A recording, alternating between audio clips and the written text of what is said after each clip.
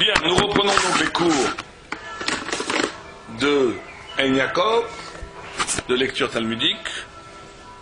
Nous reprenons donc le cours. Amar, donc on est au Perek Shishi, Daf Mem Aleph, Mem Bet. Amarav Chia, Barashi, Amarav, Shalosh Kifot M. Il y a trois choses dont l'exigence de rapidité est essentielle à la chose. On va l'expliquer. La rapidité est constitutive de l'acte dans ces trois choses. Smicha le shrite.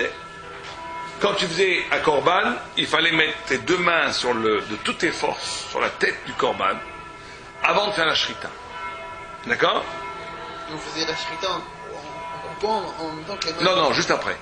Le bal korban, celui qui amenait le korban, faisait la smicha à fond. Il enlevait ses mains. Après, il enlevait ses mains et après, le Kohen devait faire la shrita le plus rapidement possible. C'est la notion de tekef, de rapidité. Deuxième chose, geoula les tfila. On n'a pas le droit de s'arrêter quand on prie le matin. Tu dis Baruch ata Hashem, Baruch ata Go'al Israël. Go'al Israël. Miyad, tu fais la tfila. Tu n'as pas le droit d'avoir un nefsek entre Go'al Israël, entre la bracha qui célèbre le fait qu'Hachem a libéré Am Israël de la servitude, de l'aliénation, et la tfila. Troisième, between Netilat Yadayim, entre Netilat Yadayim et la bracha, quand on fait l'acte de Netilat Yadayim et la bracha, ça doit être rapide. Amoroboy af tekev le talmidei chachomim brocho. Il dit chez tekev le talmidei amikrevu alav ומאחור בביתו, ברוכו, בביתו. זאת אומרת, le Talmid Chacham, on va voir ça ce que c'est, il amène dans sa maison la Torah, en invitant les Talmidei Chachamim. Et la bracha arrive tout de suite. Oui. Rashi dit ça. Rashi dit que si tu invites des Talmidei Chachamim, tu as une bracha dans ta maison qui est spontanée, immédiate. Alors, il faut comprendre, quelle est la notion de rapidité. Alors chaque fois qu'il y a une notion de rapidité dans la Torah, c'est une notion qui est une notion de court-circuitage du temps. Le Maharal de Prague parle beaucoup de ça dans la Matzah, le fait que la Matzah ne doit pas gonfler, c'est qu'il explique, parce que l'origine de Am Israël, c'est une Pessah, c'est la naissance d'Am Israël. Et la naissance d'Am Israël la naissance de Am Israël en essence, passe par le fait que c'est un peuple qui n'obéit pas aux lois du temps. C'est le seul peuple qui n'obéit pas aux lois de l'histoire et aux lois du temps. Am Israël naît d'un refus du temps qui va comme il va, il naît d'une rupture du diktat du temps. C'est-à-dire qu'il vit à un moment donné dans la rupture du temps pour le court-circuitage du temps le rapporte de façon immédiate à l'éternité, au Netzach Israël. C'est-à-dire qu'on nous enseigne ici une des grandes méthodologie spirituelle de la Torah, c'est d'être capable à un moment donné d'avoir une conscience, d'avoir la conscience que notre conscience immédiate, première, elle s'articule toujours autour d'un temps, qui est le temps de l'histoire, le temps physique, le temps des choses, le temps social, qu'on pense que notre conscience elle-même est structurée par la force du temps. Et que c'est une des formes de l'aliénation qui est véhiculée par le temps. Ça, c'est une très grande idée maralienne. C'est-à-dire que le temps lui-même, le temps qui est peut-être la chose la plus fine, la moins physique, la chose la plus abstraite, que cette chose dans son abstraction même véhicule en vérité le pouvoir d'aliénation et d'esclavage ou le pouvoir de libération. C'est dans ton rapport au temps, ou plutôt dans ta faculté d'échapper à un rythme qui est incarné par le temps, que tu vas renaître ou disparaître. Pourquoi renaître? Parce que, bien entendu, ce que nous refaisons, c'est une reconduction de la naissance d'Israël. Un juif se doit de renaître tous les jours. Un juif se doit de résister aux structures que le temps impose. Alors on va voir. Donc la première chose qu'on nous dit, c'est que ce court-circuitage du temps, c'est entre la smicha et la shrita. Or la smicha, qu'est-ce que c'est la smicha? C'est quand tu amènes un korban, prenons le korban le plus évident, korban khatat. Tu as fait une avera beshogeg. On parle d'ici que tu as fait une faute involontaire. D'accord? Tu as oublié que c'était Shabbat. Donc tu amènes un korban d'expiation par rapport à cet oubli. On est d'accord? Par rapport à cet oubli. Or, ce qui est condamné par la Torah, et donc ce qui est demandé, ce qui demande kapara, ce qui demande expiation, c'est l'oubli même du Shabbat, par exemple, ou l'oubli même de l'interdiction de manger le chelev ou le dam, etc. Tout ce qui est karet. On amène un korban khatat pour une infraction qui est karet, pour tous les karet. D'accord? Or, quelle expiation est-il demandé à l'homme quand il amène un khatat? C'est justement l'expiation de l'oubli. Tu es puni, entre guillemets, tu es condamné à amener un korban parce que tu as oublié. Parce que tu as oublié. Or, cet oubli vient de quoi? Cet oubli vient justement d'un rapport au temps. Ça veut dire que l'oubli, c'est la possibilité d'être éveillé à la chose. Si tu oublies que c'est Shabbat, ça va être une vie pas Shabbat, bien entendu. Si tu oublies que c'est du chelev, c'est que tu n'es pas conscient de ce que tu manges. Donc tu es dans un rapport, on va dire le temps minimal. Tu es dans un rapport où le temps minimal animal structure ta vie. C'est-à-dire que tu vis une vie biologique au rythme de la biologie du temps, c'est-à-dire de ton corps, des choses qui vont comme elles vont. Donc tu es complètement à côté du temps intime qui est le temps de ta conscience. Donc c'est l'oubli de ta conscience. C'est le voilage de ta conscience. Ce voilage de la conscience amène de façon obligatoire une chute ontologique du règne Eloki, du règne divin, du règne spirituel au règne animal. Et c'est cette chute qui fait qu'il n'y a plus dans le monde animal, il n'y a pas de différence entre Shabbat et Yom Chol. Aucune. Tu vas demander à un animal ou à un goy qui vit dans une socialité animale, il n'y a pas de différence de temps ontologique. Le temps, c'est le temps. Le temps, c'est un espace dans lequel tu fais ce que tu veux. Tu demandes à l'esprit commun, qu'est-ce que c'est le temps? Il te dit, le temps, c'est un espace vide dans lequel je remplis. Dieu préserve de penser comme ça. Le temps n'est pas un espace vide à remplir. Le temps dit quelque chose. Le temps renaît à chaque seconde et nous dit quelque chose. Il dit quoi, le temps? Le temps, il te dit le secret du moment. Chaque moment a un secret. Chaque moment est une caresse de Dieu que tu peux voir ou pas voir. C'est la grande machala du siècle, du 20e et du 21e siècle. C'est l'oubli, c'est vertigineux. C'est l'oubli de l'instant. L'oubli de la caresse de Dieu qu'il y a dans chaque chose. Ça veut dire qu'on va niveler et on va annuler la différence, non seulement dans toute chose. Aujourd'hui, on a une civilisation qui annule toute différence. Il n'y a plus de différence entre le mal et le bien, il n'y a plus de différence entre les nations, tout devient uniforme. Tout devient uniforme. C'est la grande tendance de la modernité. La modernité a pour vocation d'annuler la différence, c'est le grand système du même. C'est ça qui veut faire la différence. Même ce qu'il faut bien comprendre, c'est que dans la modernité, même la différence est une des facettes de l'identité du même. Ce n'est jamais une différence radicale. La modernité déteste la différence radicale parce qu'elle est inassimilable. Et la modernité veut tout assimiler. Simplement, ça va jusqu'au point où même le temps n'a plus d'importance. C'est-à-dire que le temps d'hier et le temps d'aujourd'hui, le temps de demain, et sera le même temps. Ça, c'est la mort. C'est la mort de la vie. La vie, c'est d'être capable de savoir que chaque instant que tu vis, l'instant que nous vivons actuellement, est unique, miraculeux, et il ne reviendra jamais. Et que c'est une catastrophe de ne pas en jouir un maximum. Qui est Meouachir, Chelko, Chelko, ça veut dire que chaque moment, c'est ton Chelek. Ce Chelko, tu peux l'étendre, l'ouvrir à la dimension de l'univers entier. Il n'y a pas une minute qui n'est pas mon Chelek. Chaque seconde, chaque seconde, chaque instant, chaque rencontre avec des hommes ou des choses est vécue sous le signe du baiser divin, du don et de la grâce que Dieu te fait. C'est ça, vivre le temps. On vit dans le temps, alors il faut aussi du temps. Vivre dans un temps, justement, qui n'est pas... Encore une fois, pas jouer sur les mots. Il y a un temps qui est un temps biologique, qui est un temps d'espace. qui lui est un temps où justement qui te fait oublier l'instant. Il y a un temps qui est un temps où chaque instant est un renouvellement de la révélation divine à travers les choses et à travers les rencontres. Ouais. C'est la notion de tekef, de lier les choses. Et donc on te dit, tu as oublié, tu fais un korban. L'expiation, elle est liée directement au fait que tu es tombé dans le piège du temps négatif, au sens où tu es dans un temps qui se fait oublier lui-même, qui n'est plus qu'un espace vide,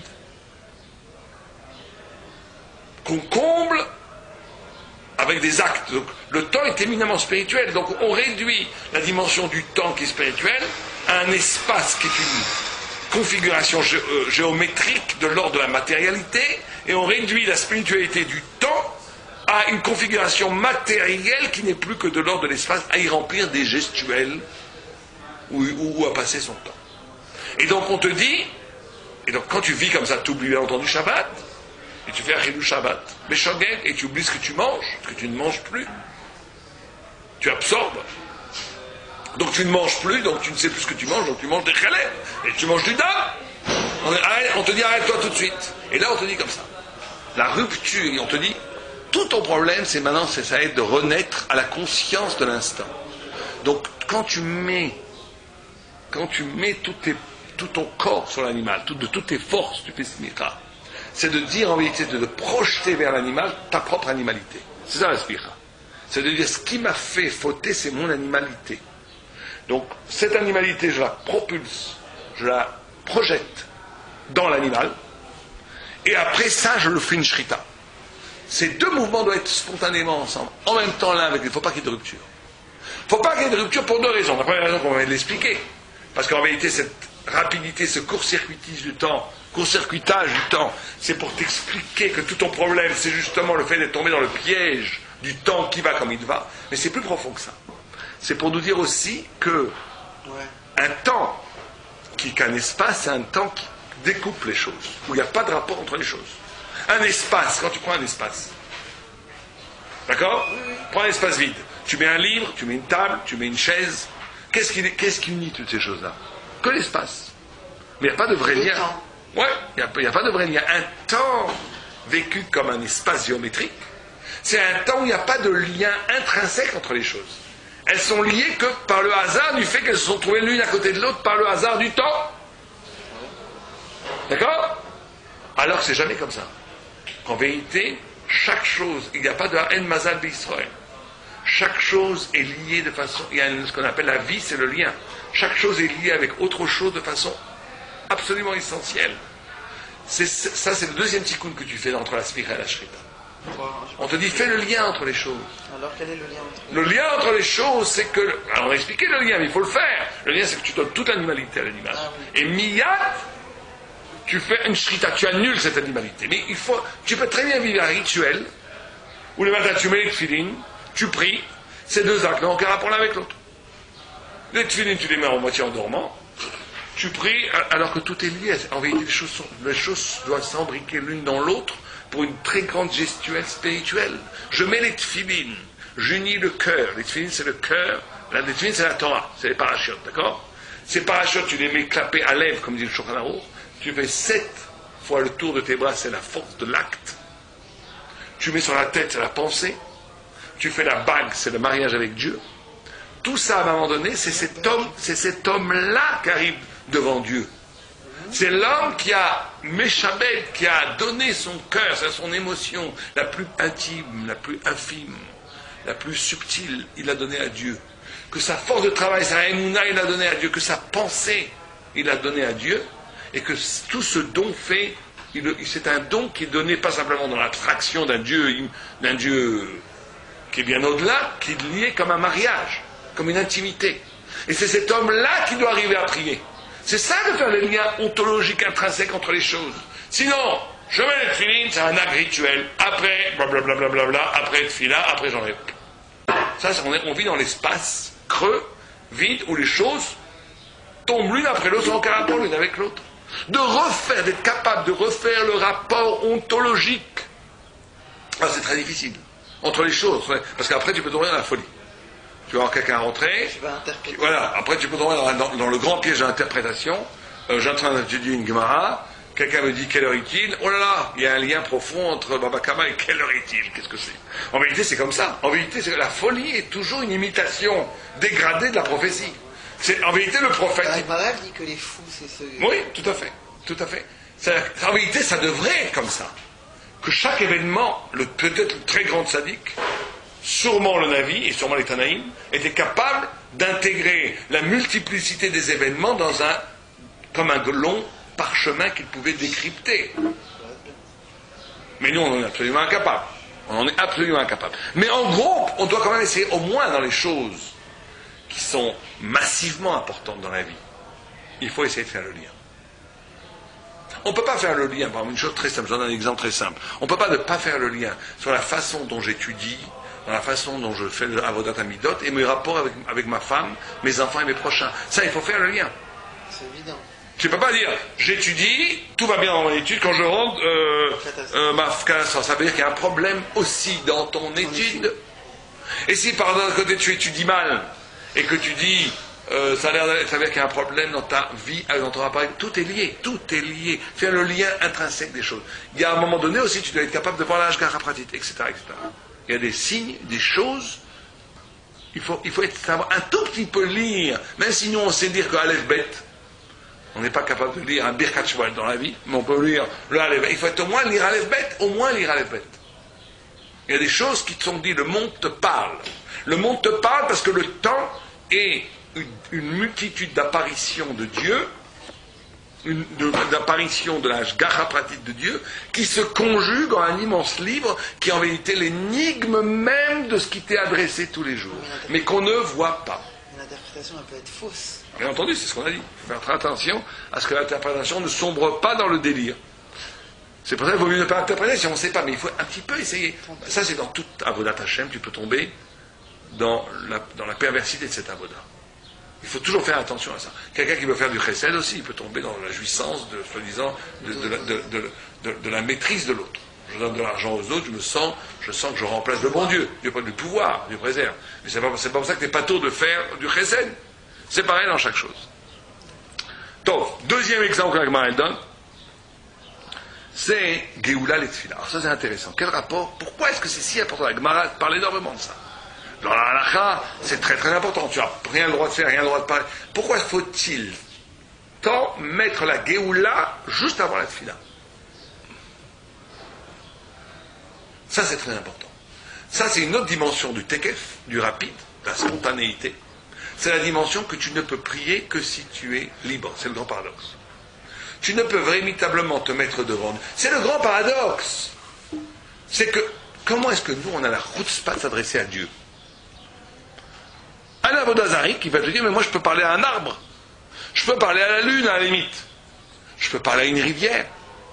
À un pétale de fleurs, comme certaines traditions d'Extrême-Orient, il y a des idoles, des dieux dans chaque chose. Des milliards de dieux. Ils voient un dieu dans une rivière, chaque fleur a son petit dieu, etc. Rahman al-Islam. Mais pourquoi ils pensent comme ça, les amis? C'est très simple, parce qu'ils ne peuvent pas parler à quelque chose qui n'est pas shayach à eux. Ils sont au niveau animal, ils sont au niveau naturel. Alors ils peuvent parler à un arbre, mais ils ne vont pas parler au bon Dieu qui est infiniment transcendant. Comment nous, les Juifs, on a la chutzpah de parler au bon Dieu? Qui es-tu, toi, pour t'adresser au bon Dieu? Attends, tu arriverais, toi, devant Bush, quand il parle, et tu dis, monsieur, j'ai quelque chose à vous dire. Bush, qui est un ver de terre, tu n'oserais pas. Comment tu peux, devant le créateur de tout l'univers, de tous les temps, 3 fois par jour, tu as un rendez-vous avec Dieu? Non, mais ça va pas à la tête. Comment on peut avoir cette chutzpah que 3 fois par jour, on a un rendez-vous avec Dieu? Dieu m'a permis de le faire. Oh, bien sûr, mais comment c'est possible? C'est parce que c'est ça qu'on te dit ici, il faut faire attention. Non, il t'a pas permis de le faire si tu viens pas comme un homme libre devant lui. Si tu arrives comme un homme enchaîné par des pensées du travail, enchaîné par la vie, enchaîné par accablé, et que tu arrives et tu bredouilles les chevonnés, les tchaïs, les brachot du chevonné, Adoni, ça s'appelle pas prier ça. Ça s'appelle pas prier. C'est pour ça qu'il faut prier en tsibour, parce qu'au moins le tsibour, il y a quelque chose, il y a une dimension du tsibour. Prier, ça veut dire être sommet, tfila le geoula. Ça veut dire qu'avant tout, c'est pour ça qu'il faut, avant de prier, il faut au moins prendre 5 minutes pour se laver de toutes les pensées qui sont des chaînes, des pensées qui te relient au travail, qui te relient au manque, qui te relient au désir, qui te relient aux faux espoirs, qui te relient à toutes sortes de folles idées qui t'empêchent d'être libre. Donc on doit arriver devant Dieu libre. Mais c'est ça qui est extraordinaire, c'est qu'en vérité on prie dans la prière même pour la liberté. Donc on prie pour la liberté alors qu'on doit arriver Goël Israël. Goël Israël. Goël Israël. Tu pries pour Goël Israël dans la prière, c'est une des premières brachot. Alors comment on te dit qu'il faut arriver libre à la tefila et tu prépares la liberté? C'est pas du tout paradoxal, c'est que ça se passe comme ça. C'est que tu dois, toi, au niveau individuel, être libre pour désirer la liberté. Celui qui est esclave, il ne sait même plus qu'il est esclave, et donc il ne désire même pas la liberté. Il faut bien comprendre ça. Il faut comprendre que tout désir de liberté, tout désir de Géoula, c'est le signe déjà que je suis déjà libéré. Encore une fois. Tout désir de Géoula, c'est le signe que je suis déjà nigal. Un esclave qui rêve, qui a encore l'espoir d'être libre, il n'est pas complètement esclave. Il est libre. Et paradoxalement, un esclave qui dit moi je suis très bien comme je suis, il n'espère plus sortir de sa situation, il est absolument esclave. Et alors que lui, il se croit libre. C'est ça le paradoxe, c'est toujours comme ça. Est-ce qu'on espère vraiment la Géoula? Est-ce que c'est un besoin vital et passionnel dans notre vie? Est-ce qu'on a véritablement envie que le monde s'arrache du mensonge, que le monde s'arrache de cette folle, de ce fou tourniquet autour de l'argent et du znout? Est-ce un tout petit peu, on a de la peine que le monde est en train d'être détruit par la folie humaine, détruit physiquement, écologiquement par la nature, ça c'est évident, là. Le capitalisme qui ne peut pas s'arrêter va détruire le monde.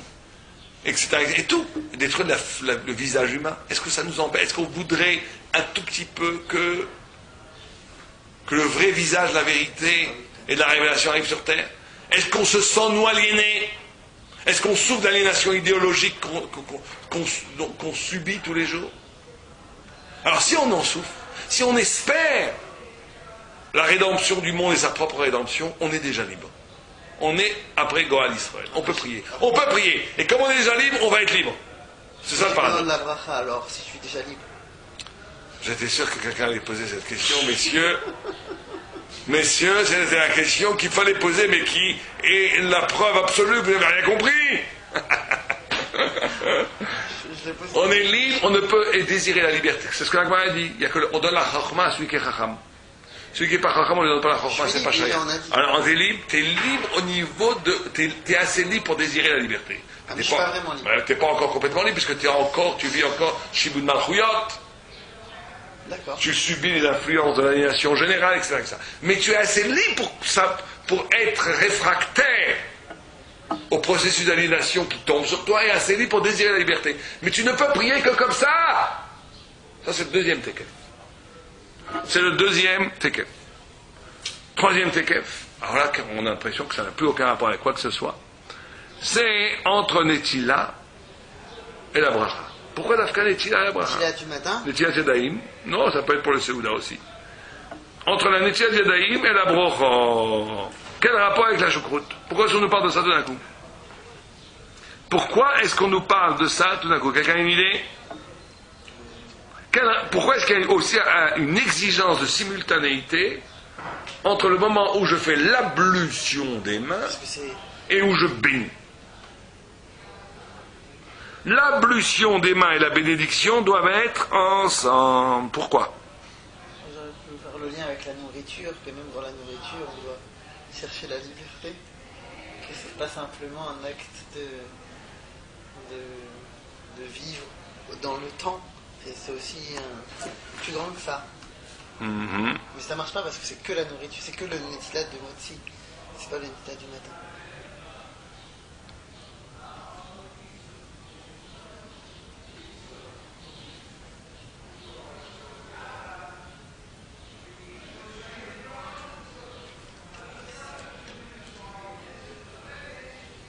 Ouais, ici il dit de Elsias.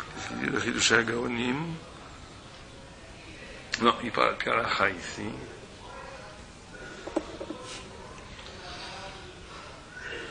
Bon, on pourrait dire comme ça, que toute la raison pour laquelle les Chachamim ont metaken le Netilat Yadayim, c'est, comment? C'est à cause des Kohanim, et c'est à cause du fait de la Touma. Pour enlever, pour ne pas manger, pour ne pas entamer la nourriture. Là encore une fois, c'est très simple. Suite à un incident technique, le cours a été interrompu, nous en sommes désolés. Tout simplement, la batterie qui alimentait le MP3 s'est épuisée. Voilà, il y a des choses qui doivent être cachées, on dirait.